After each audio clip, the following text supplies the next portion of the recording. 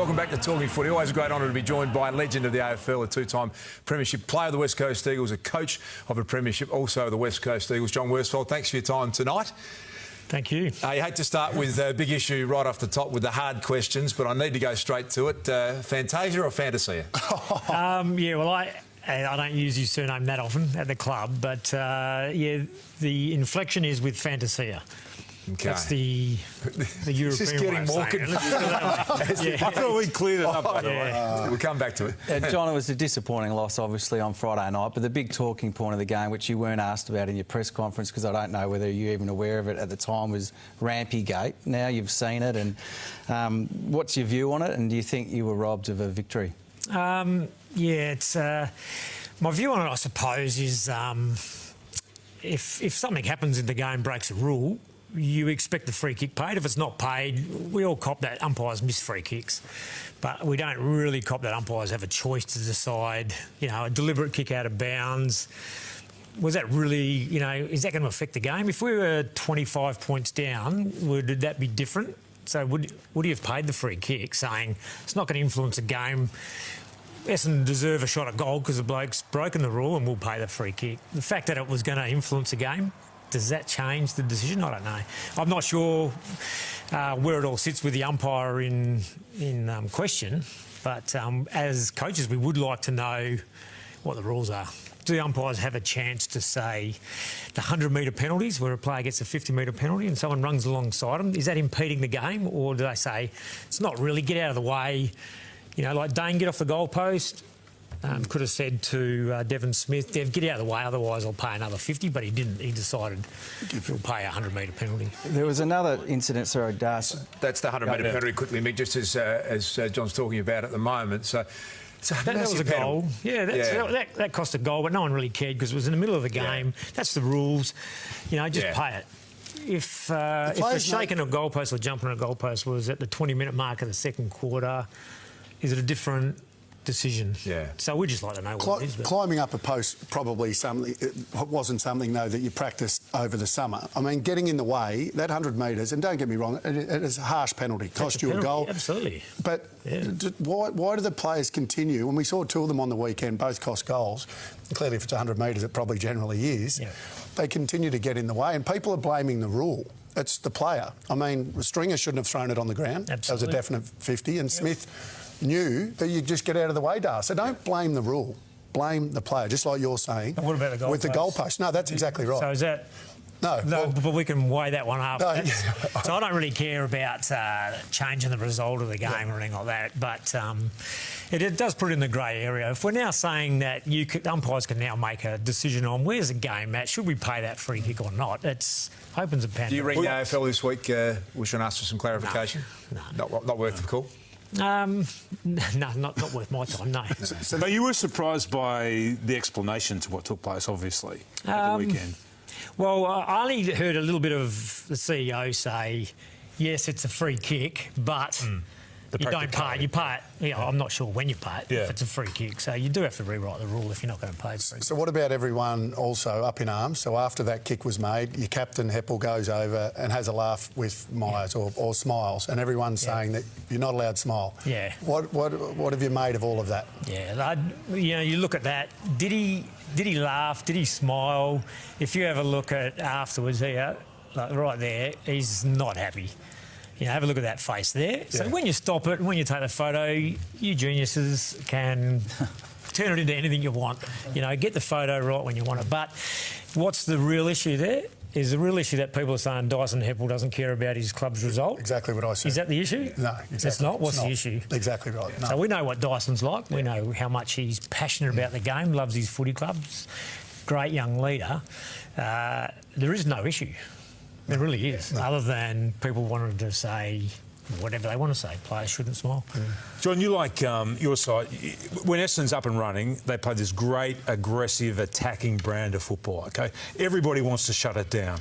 And then you're forced to play another way to combat that, which I think slowly you're getting better at, as a team is getting better at doing. Do you bemoan the fact, though, that you're unable to play this aggressive, attacking, exciting brand of football that's going to bring people through the turnstiles? No, not at all. No, we will hopefully continue to be a really exciting team to watch. Yep. Whether that's Anzac Day, which was one of the great games of footy through the year so far, or whether it was Friday night against Sydney, which was another really exciting game of footy, we'll continue to play as exciting a brand as we can. But we also understand against the top teams or in real pressure big games of footy, it becomes tighter and tougher. So we have to be able to still match it with teams in that style of footy, which I think...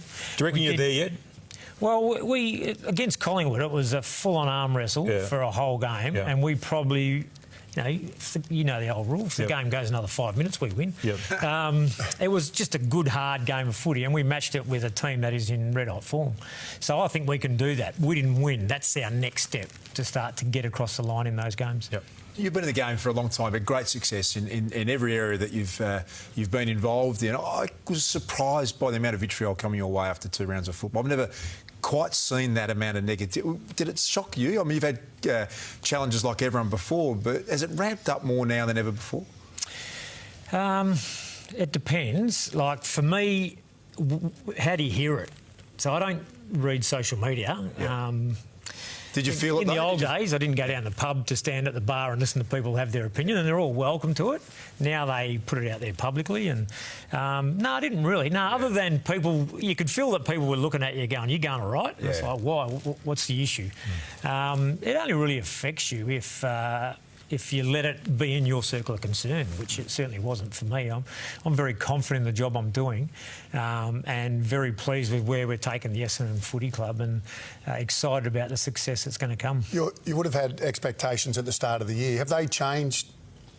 No, they haven't. No, other than thinking, how good a season of footy it is in terms of results going. You're really struggling even at this stage to say which teams are guaranteed of winning games of footy. So that's keeping everyone in it, isn't it? Because absolutely, anyone can beat anyone. Yeah. So we're well and truly in it, but we've still got a lot of improvement. And we have had, we're missing a fair chunk of our key forwards at the moment, which has meant that we haven't had a lot of chemistry up forward. But I think the guys have still competed relatively well up there in, without McKernan and Brown and Danaher and these guys that have missed games. Fantasia. Well, on Fantasia, what's the update on him? So he got a little nick in his quad on the weekend, which was disappointing. I'm not sure which muscle, but obviously he did it early in the game, managed to hang in there and still contribute really well. But we knew that he was going to miss the next couple of weeks. So hopefully it's only 2 games. I think if he misses 3 weeks, that takes us into the bye. So it's touch and go around there. You spend a lot more time analysing this than what we do. Tip and Woody, why is it that he is able to produce when you win and kick goals, and then when you lose like he did again at the weekend, he doesn't hit the scoreboard? Yeah. What have you worked out? A big part of it is how you move the ball. So in the tighter, tougher games, sometimes the opportunities are less, but he still contributes his defensive pressure. He still had maybe 5 or 6 strong tackles on the weekend, didn't hit the scoreboard, but that's just the nature of the game. Dakes didn't kick bags of goals in every game. He had quiet games as well. So overall, I think it's just a culmination of the way we play and how that may impact him, but I'm also confident that he's going to continue to be a strong contributor for us. Said you've got a good system about keeping things out of your circle of concern. One of the problems with coming on a show like this, we add a few into the into the circle. I don't suspect you're going to be too fazed by it, but one of your old players, Adam Kearney, had a bit of a crack on radio on the weekend. We'll get your response to this. John Worsfold, you'd have to say that he's not getting anything out of this group at the moment. They look spiritless, they look lifeless. John Worsfold clearly needs to invest more time into that relationship building side with his players, because he's not getting anything from them at the moment. Do you take on board any more when it is a former player, or is that just straight through to the ether? That's has no influence on me. I wouldn't say I never listen to feedback. I'm very open to feedback. But, I'd take the feedback. I can go to my playing group and say, am I investing enough in the relationship with you guys? Are you spiritless? They didn't look spiritless on Anzac Day. They didn't look spiritless on Good Friday. We threw everything we had at a very good Geelong side. So I'm not going to spend a lot of time going and answering Adam Cooney's questions. That's it's his job to throw out those lines. Not my job to make him feel better. Does that worry you anymore, though, the fact that obviously his mate's still with some Essendon players there? Do you think... Is he? Well, I'm assuming that he has contact with Essendon players. Yeah, okay, I don't know. I don't know whether his mate's... You might be right. Yeah. But when it comes from somebody that's been in the group and you might be hearing, he may be hearing something back from that group, does that concern you at all in any way? It certainly doesn't, no. But if there's...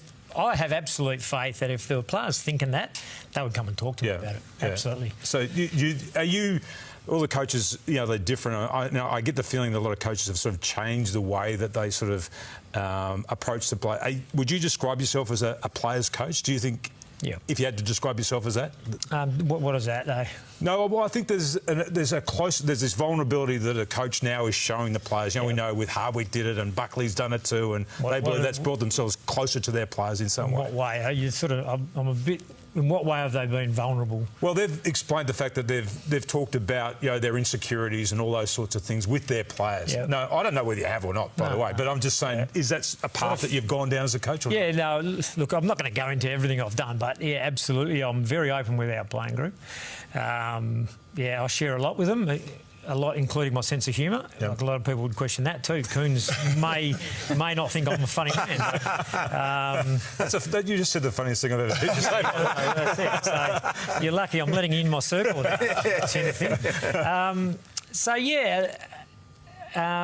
Yes, we've had those episodes at the footy club, but I don't generally spruik about it. I've done a lot of things over my footy career, and I haven't really sold myself out there. And some people say that's a fault. People have an opinion about you, and I've never felt bothered to try and change that opinion. It really doesn't faze me at all. I'll continue to work really hard. What I believe is a good relationship with my playing group, and I believe we've built Essendon from when I arrived there into a club that has a very, very clear pathway and is well and truly on the track to achieving what we're setting out to do. And I also think we've done it in a lot shorter time than what people thought was possible if you asked them 3 years ago. Is there a flag there in the next couple of years then, do you think, or not? That's the aim, absolutely. Whether it's in 2 years or in 5 years, but certainly getting yourself in that position to have a crack at it, absolutely. I'll go back. I started a process at West Coast in 2008, 9, 10 and very publicly said this is going to be a very strong squad, and got shot down completely by the media and all the experts. That's right, you got laughed at the time. Yeah, they played in a prelim final in 2011 and played in a grand final in 2015. But it took them till 2018 to actually grab that flag. So you can say we want to be thereabouts at a certain period. You don't know exactly when everything comes together to become premiers, but that's certainly what we're building towards. Tommy Brown's desperate to get in with a couple of questions. He's standing by. Tommy, what have you got for the coach of Essendon? Woosha, it's not like post-match night. These questions have come from our audience tonight. I'll start with Stephanie Africa. Be good questions in. Fair clip. Yeah. I'll start with Stephanie Africa on Twitter. Why is there a massive difference between the Bombers' best and worst, and what does getting that consistency come down to? Continued hard work. We're very clear that we haven't been as consistent as we would like, but having the same group playing together for a long period of time builds consistency, and that's what we're aiming to do. Find out a little bit about our whole squad, get those guys on the park as much as we can together, and we think the consistency will come from that. And Dylan Royal on Facebook has asked, with everyone fit, where do you see Aaron Francis's best position being? I think Aaron's still probably going to be behind the ball as a defender. I think that's probably where his best footy will be, but he's a super talent. So as he really develops and gets some games under his belt, I think he will be a versatile player that can flip either end. What about McGrath? He's having a good season. Do you see him invariably ending up as an on-baller? Yeah, potentially. He's spending a lot more time on the wing. We put him to half-back on the weekend. But most of this season he's played wing and a fair bit more inside. So that's just part of his growth, and that is part of the plan we've talked about. We're getting him ready to be an even better player for us next year, potentially more full-time through the midfield, and that takes investment now. Yeah. Well, sure, we've got dozens more questions. Unfortunately, we're out of time. We appreciate you dropping by and being so forthright and honest tonight. Good luck for the rest of the year.